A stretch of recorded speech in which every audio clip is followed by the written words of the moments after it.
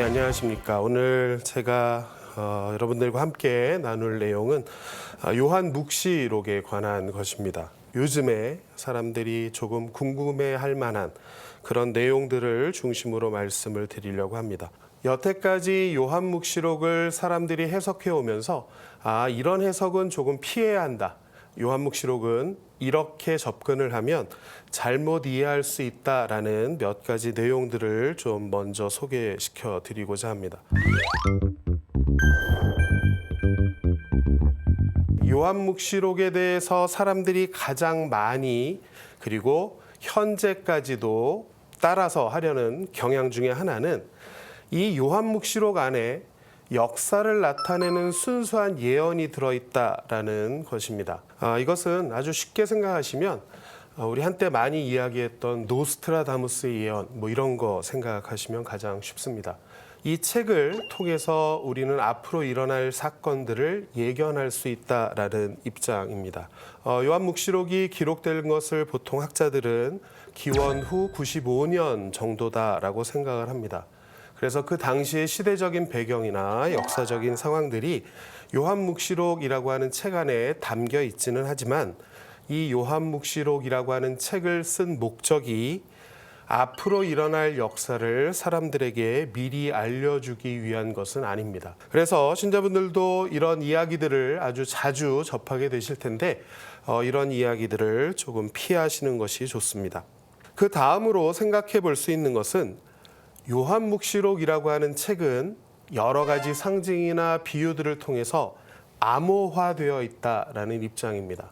이런 입장은 어디에서 주로 많이 사용하는 것이냐 하면 시한부 종말론을 주장하는 사람들이 이런 내용들을 많이 사용을 합니다. 요한묵시록의 내용이 암호화되어 있고 그 암호를 푸는 사람은 종말이 언제 올지 알 수 있다라는 이런 내용들 역시 저희가 피해야 할 잘못된 해석들 중에 하나입니다.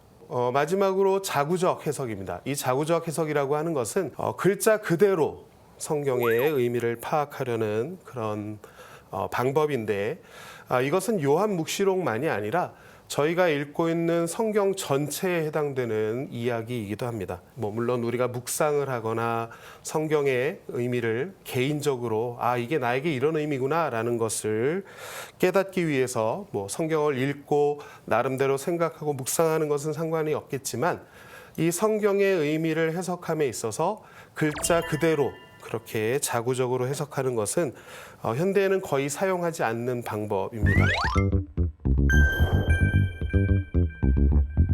요한묵시록은 이런 특징들을 지니고 있습니다. 이 요한묵시록은 묵시문학입니다. 이 묵시문학이라고 하는 것은 무엇이냐 하면 일반적으로 환시를 통해서 하느님의 또는 예수 그리스도의 계시를 저희에게 전해주는 방법이고 그러다 보니까 거기에는 다양한 상징들 또 다양한 비유들이 포함이 되어 있습니다. 이런 상징들을 많이 사용하다 보니까 지금 우리가 요한묵시록을 읽고 이해하기에는 조금 어려운 점이 있는 것이 사실입니다. 왜냐하면 이 상징이라고 하는 것은 시대에 따라서 문화에 따라서 그리고 공간에 따라서 어느 지역이냐에 따라서 사용하는 것들이 조금 다르기 때문에 그렇습니다. 그래서 2000년쯤이 지난 지금 우리가 대한민국이라고 하는 이 지역에서 그리고 이런 한국적인 문화를 가지고 살아가면서 이 모든 것들을 이해하기에는 좀 어려움이 있어서 상징이 어떤 의미를 가지고 있는지 저희가 좀 살펴볼 필요가 있습니다.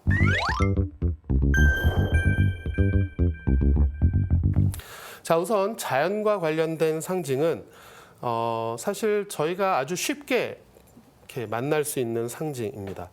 우리가 하늘에 구름이 떠 있다라고 말할 때처럼 그런 하늘의 의미를 가진 표현이 있고 또 똑같은 표현이지만 하늘로 가셨다, 하느님은 하늘에 계시다 이런 표현처럼 하느님의 초월을 나타내는 하느님의 신성을 나타내는 그런 표현으로 사용될 때도 있습니다.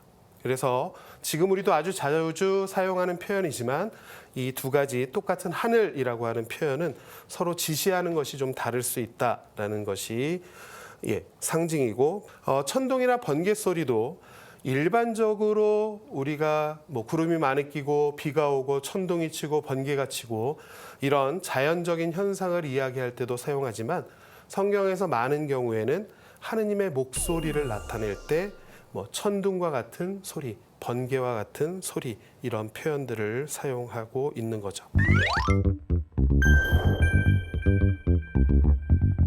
자, 그 다음에는 동물과 관련된 상징들입니다. 사실 요한묵시록 안에는 상당히 많은 동물들이 등장을 합니다. 뭐 어린 양, 용, 사자, 뭐 그냥 어떤 종이 밝혀져 있지 않은 짐승, 말, 전갈, 기타 등등 이렇게 많은 동물들을 통해서 어떤 상징적인 의미를 전달을 해주고 있고 그리고 많은 경우에 이 동물들은 요한묵시록이라고 하는 책 안에서 마치 사람처럼 그렇게 행동하는 모습으로 표현이 됩니다. 자, 그러면 왜 이렇게 동물을 사용해서 무엇인가를 표현했을까? 이것에 대해서 아주 많은 사람들은 아마도 인간과 구분되는 우리가 살고 있는 이 현실 세계와는 구분되는 어떤 것을 나타내기 위해서 이런 동물의 상징들을 사용하는 것이다 라고 생각을 합니다. 자, 하지만 이 동물에 관한 상징을 저희가 읽거나 접할 때 한 가지 주의해야 할 점은 우리가 살고 있는 세상에서 우리가 만나는, 우리가 보는 그 동물의 의미와 이 요한묵시록에서 상징으로 사용된 동물의 의미는 다르다는 점입니다. 아주 쉽게 예를 들어 보면 어린 양, 요한묵시록에서 어린 양은 예수님을 나타내는 상징이고 용은 악의 세력을 나타내는 상징인데 현실 세계에서 어린 양과 용이 싸울 수 있을까요? 싸울 수 없겠죠. 왜냐하면 용은 상상의 동물이기 때문입니다. 그래서 용이 훨씬 크고 훨씬 두렵고 어린 양은 힘없고 작은 존재니까 이 둘이 싸우면 용이 이기겠구나. 이런 식으로 생각하는 것은 피해야 한다는 거죠. 그래서 우리가 현실 세계에서 만나는 그 동물의 어떤 특성보다는 이 요한묵시록 안에서 가지고 있는 상징적인 의미들을 조금 더 잘 살펴볼 필요가 있을 것 같습니다.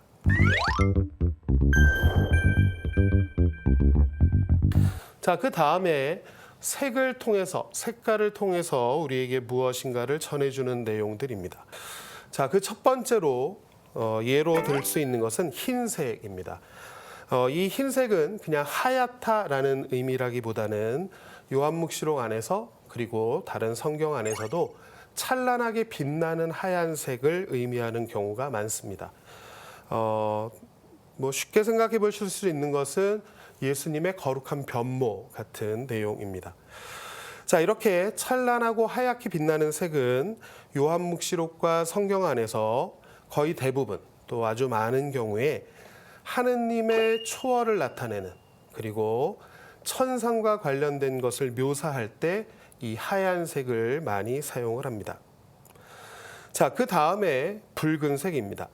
일반적으로 피와 관련된 것을 나타낼 때 이 붉은색이라고 하는 색깔을 사용을 합니다. 악의 세력을 나타내는 크고 붉은 용이라는 표현이 등장을 하는데 여기서도 붉은 용이라고 하는 표현이 나옵니다. 그래서 여기서 붉다라고 하는 것은 피와 관련된 이미지이고 그러면 왜 용이 붉은색이냐를 이야기할 때 순교자들과 연관시켜서 그만큼 많은 사람들을 박해하고 생명을 앗아간 그런 특징들을 색깔을 통해서 나타내주고 있다라고도 볼 수 있는 거죠.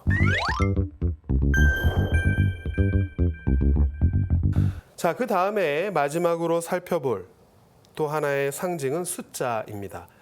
자, 이 숫자와 관련된 상징은 요한묵시록 안에서 상당히 자주 저희가 접할 수 있고 또 많은 의미들을 내포하고 있기 때문에 조금 저희가 잘 알고 있을 필요가 있습니다. 자, 우선 3이라고 하는 숫자를 요한묵시록 안에서 찾아볼 수 있습니다. 요한묵시록에서 나오는 3이라고 하는 숫자는 어떤 표현들과 관계가 되어 있습니다. 그래서 예를 들면 나는 알파이며 오메가이고 처음이며 마지막이고 시작이며 마침이다. 여기도 역시 거의 똑같은 의미를 알파와 오메가, 처음과 마지막, 시작이고 마침 결국 다 같은 의미인데 그것을 이렇게 세 번씩 반복해서 사용하고 있다는 거죠. 자, 이렇게 세 번 언급하는 3이라고 하는 숫자와 관련된 이 내용들은 성경 안에서 거의 대부분 하느님을 나타내는 상징적인 표현으로 사용이 됩니다. 자, 그래서 요한묵시록 안에서도 이렇게 세 번씩 언급하는 표현들은 하느님을 묘사할 때와 예수 그리스도를 묘사할 때에만 사용하고 있는 거죠. 자, 그 다음에 우리가 가장 잘 알고 있는 숫자 중에 하나는 7입니다. 이 7이라고 하는 숫자는 창세기에 나오는 창조와 관련된 숫자이죠. 그래서 많은 경우에 이 7은 완전함이나 충만함을 나타내는 상징으로 성경 안에서 사용이 되고 있고 요한묵시록 안에서도 마찬가지입니다. 그래서 소아시아에 7교회에 보낸 편지, 또 7개의 봉인, 7개의 나팔, 7개의 대접에 의한 재앙, 이런 모든 것들이 다 7이라고 하는 숫자와 연관이 되어 있는 거죠. 자, 그리고 어린 양, 예수 그리스도를 나타내는 전형적인 상징인 어린 양을 표현할 때에도 요한묵시록은 7뿔과 7눈을 가졌다 이렇게 표현을 합니다. 그래서 완전함을 나타내는 그런 요소들을 요한묵시록 안에서는 예수 그리스도와 하느님에게 적용하고 있다는 거죠. 자, 그 다음에는 12이라고 하는 숫자입니다. 이 숫자 역시 저희에게는 상당히 익숙한 숫자이겠죠. 그래서 12이라고 하는 12라고 하는 숫자는 총체적인 의미를 나타내는 그런 상징입니다. 그래서 우리가 흔히 아는 것처럼 이스라엘과 12지파, 또 요한묵시록 안에 보면 제일 마지막에 새로운 예루살렘이라고 하는 환시를 묘사할 때 그 새 예루살렘, 그 도성에는 12개의 성문이 있었고 그 12개의 성문마다 한 명의 천사가, 다른 말로 하면 12천사가 지키고 있었다 이런 표현을 사용합니다. 자, 그래서 이 12이라고 하는 숫자는 이스라엘의 12지파가 의미하듯이 꼭 하나, 둘, 셋, 넷, 12를 말하려는 의미가 아니라 이스라엘의 모든 사람들을 이야기하는 그런 의미를 담고 있는 거죠. 자, 이 요한묵시록 안에서 예수 그리스도를 나타내는 전형적인 상징을 두 가지 정도 찾아볼 수 있습니다. 그 첫 번째는 어린 양입니다. 특별히 묵시록 4장에서 5장에 나오는 내용을 여러분들이 한번 읽어보시면 살해된 것처럼 보이는 어린 양이 서 있었다 이런 표현을 씁니다. 자, 그래서 여기서도 살해되었다라고 하는 그 표현을 통해서 우리는 어린 양이 십자가에 못 박혀서 돌아가신 예수 그리스도다라는 것을 어렵지 않게 알 수 있는 거죠. 요한묵시록에서 예수 그리스도를 나타내는 또 하나의 상징은 하느님의 기사라고 하는 상징입니다. 이 내용은 묵시록 19장 11절부터 읽어보시면 자세하게 묘사가 되어 있습니다. 자, 거기에는 흰말을 타고 오는 어떤 기사, 전사의 모습이 표현이 되는데 이 흰말을 타고 오는 분은 누구를 나타내는 상징이냐면 예수 그리스도를 나타내는 상징입니다. 그래서 이렇게 흰말을 타고 온 그 분께서 이제 세상 종말을 완성하고 종말에 이루어질 심판을 주재한다라는 것이 요한묵시록의 내용입니다. 자, 그 다음에 예수 그리스도에 관한 이런 상징들 외에 하느님의 백성을, 다른 말로 하면 믿는 이들을 나타내는 상징도 요한묵시록 안에서 찾게 됩니다. 그것이 요즘에 저희가 아주 많이 듣게 되는 14만 4천이라고 하는 숫자입니다. 요한묵시록 7장에 보면 하느님의 인장을 받은, 이 인장을 받은 하느님의 종들이 있다라고 표현을 합니다. 요한묵시록 안에서 나오는 인장이라고 하는 표현은 저희 요즘의 표현대로 한다면 세례 때 또는 견진 때 저희가 받게 되는 하느님의 인호라고 하는 것을 생각하시면 됩니다. 그래서 우리 눈에는 보이지 않지만 우리에게는 하느님의 인호가 새겨져 있다라는 생각인데 이 생각을 요한묵시록 안에서도 찾아볼 수 있는 거죠. 우선 이 14만 4천을 표현할 때 요한묵시록은 이렇게 이야기합니다. 어느 지파에서 12,000명, 어느 지파에서 12,000명, 어느 지파에서 12,000명 이렇게 12개의 각 지파에서 12,000명씩이 있었고 그들의 수를 전부 다 합쳐보니 14만 4천이었다라고 이야기합니다. 자, 우선 이 14만 4천은 실제적인 의미로 이해하기보다는 상징적인 의미로 이해해야만 합니다. 자, 그래서 1, 2, 3, 4, 5, 6, 7, 8 이렇게 해서 14만 4천이 중요한 것이 아니라 이 14만 4천이라고 하는 숫자가 나타내는 상징이 중요한 거죠. 자, 우선 이 14만 4천에는 12이라고 하는 숫자가 2번이 들어가 있습니다. 예, 그래서 뭐 저희 수학 시간은 아니지만 12, 1000 이것을 모두 곱하면 14만 4천이라고 하는 숫자가 나오는데 여기에는 12이라고 하는 숫자가 2번이 들어있고 아까 숫자의 상징에서 잠깐 언급한 것처럼 12이라고 하는 이 숫자는 총체성을 나타낸다. 전체적인 의미를 가지고 있다라고 말씀을 드렸습니다. 그래서 이 14만 4천은 하느님 백성 전체를 나타내는 숫자입니다. 그래서 다른 말로 한다면 이 14만 4천은 하느님과 예수님에 관한 믿음을 가지고 있는, 믿음을 간직하고 있는 모든 사람들을 나타내는 숫자라고 보는 것이 맞는 것이고, 요한묵시록의 배경에 따라서 설명을 한다면 14만 4천은 당시의 박해에도 믿음을 잃지 않고 믿음을 지키고 있던 모든 신앙인들을 나타내는 숫자다라고 보셔야 합니다.